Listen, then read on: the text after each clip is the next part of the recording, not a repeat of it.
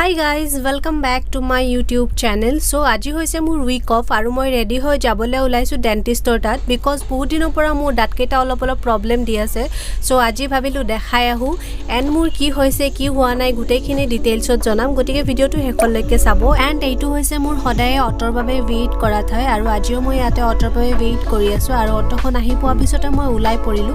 বেছি দূৰ কিন্তু নহয়.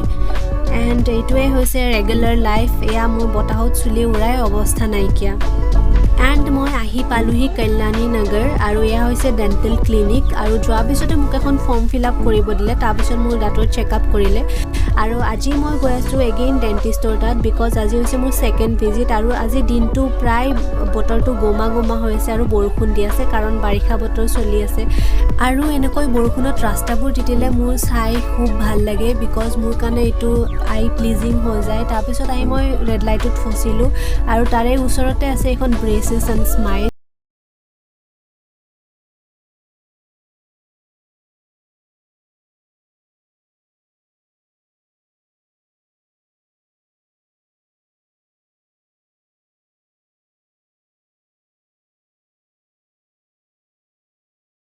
বুলি Hi, good morning guys. So আজি মই মোৰ শিফটত আহিছো ফাৰ্স্ট মানে মোৰ ওয়াৰ্ক প্লেসত আৰু গধুলি মোৰ শিফট খতম হোৱা পিছত মোৰ ডেন্টিষ্টৰ তাত এপইন্টমেন্ট আছে আৰু আজি মোৰ থাৰ্ড এপইন্টমেন্ট হয় যেটো আছে 7:30 গধুলি তো মোৰ শিফট খতম হোৱা পিছত মই ওলাই যাম ডক্টৰ তাত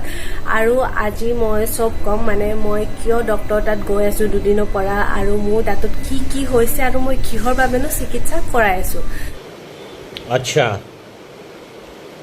ठीक है So first of all মোৰ দাঁত কেইটা হৈছে ক্যাভিটি প্ৰোন क्या बोला तूने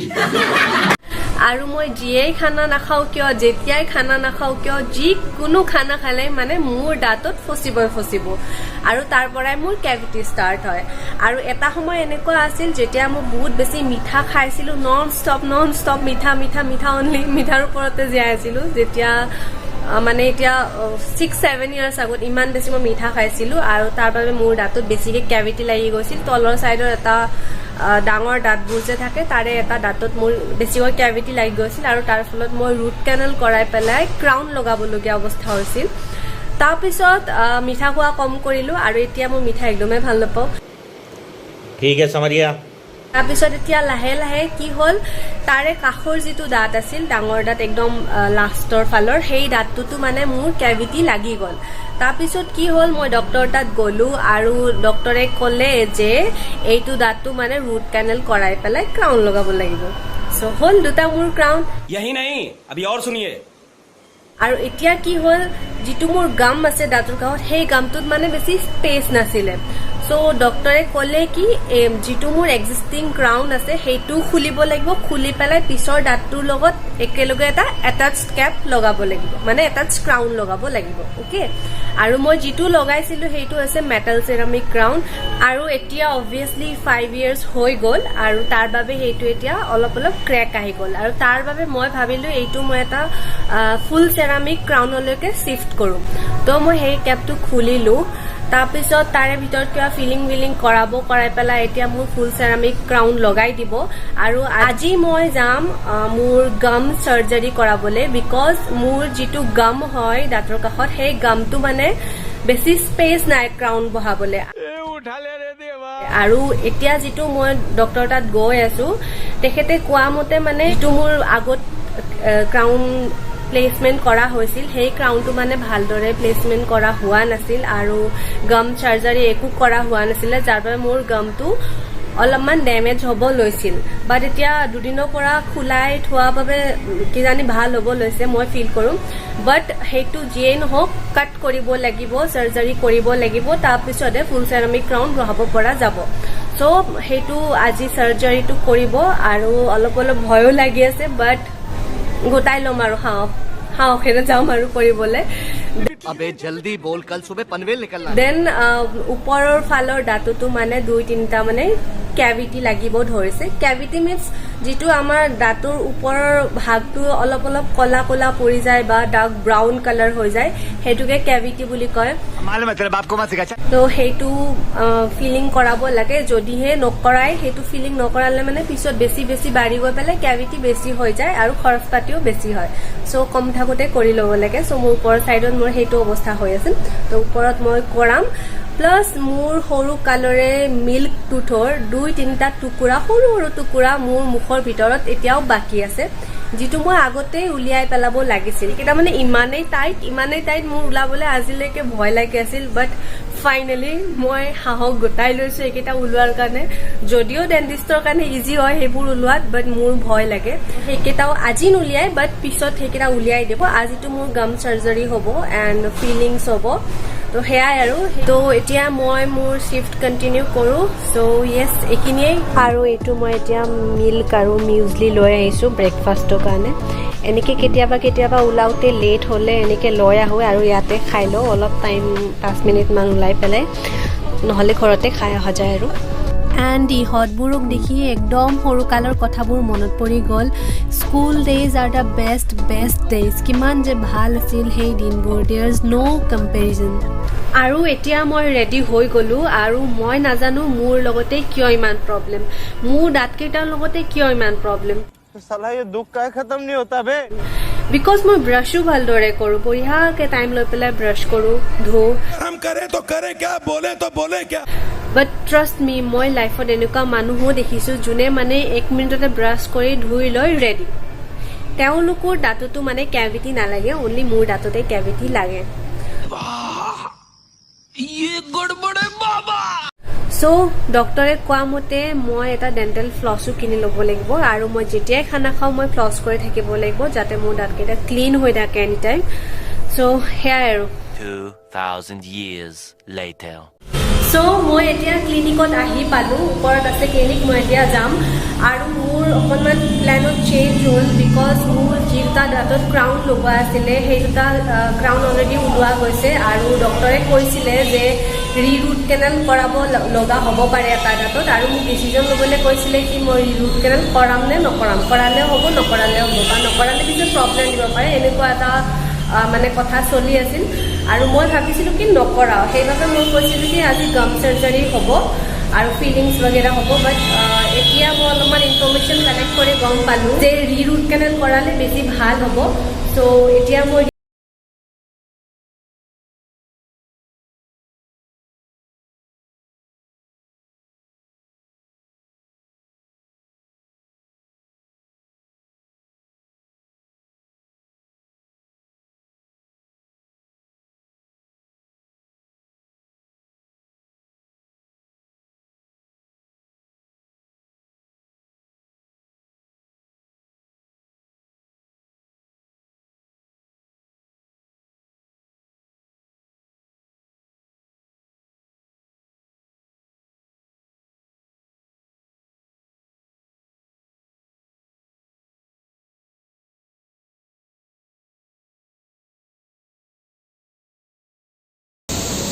এতিয়া মই কথা ক'ব নোৱাৰোঁ মুখটো এতিয়া বেকা হৈ গ'ল আৰু আজি কমপ্লিট নহ'ল বিকজ মোৰ যিটো প্ৰচিজাৰ আছিল ৰুট কেনেলৰ সেইটো ভিতৰত কৰিবলৈ টাফ আছিল আৰু তাৰ কাৰণে কিবা এটা বেলেগ ইনষ্ট্ৰুমেণ্ট লাগিব সেইটো অৰ্ডাৰ কৰিব আৰু তাৰপিছতে মোৰ নেক্সট ভিজিট হ'ব আৰু থাৰ্ড ভিজিটত মোৰ ৰুট কেনেলটো কমপ্লিট হ'ব চ' তেতিয়ালৈকে পেণ্ডিং থাকিব এতিয়া মানে টেম্পৰাৰী ফিলিং লগাই দিছে আৰু বাকী গাম প্ৰচিজাৰ আৰু ক্ৰাউন সেইবিলাক লগাওঁতে বহুত বেছি টাইম লাগিব চ' টাইম আছে মোৰ মুখটোতো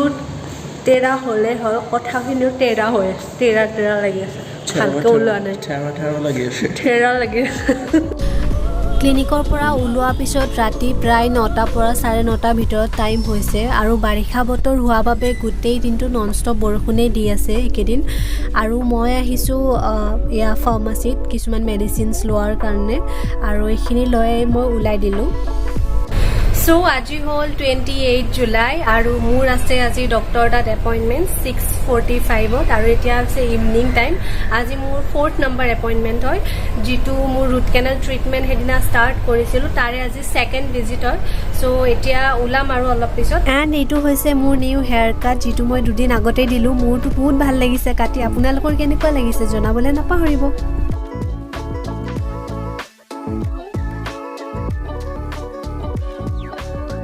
1 hour later. সো মোৰ এতিয়া কমপ্লিট হৈ গ'ল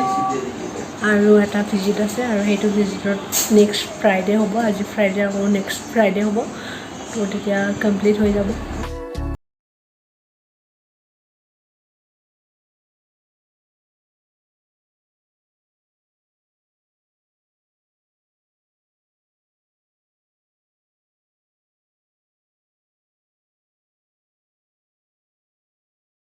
থাৰ্ড ডে হয় আৰু হোপফুলি আজি কমপ্লিট হ'ব গোটেইটো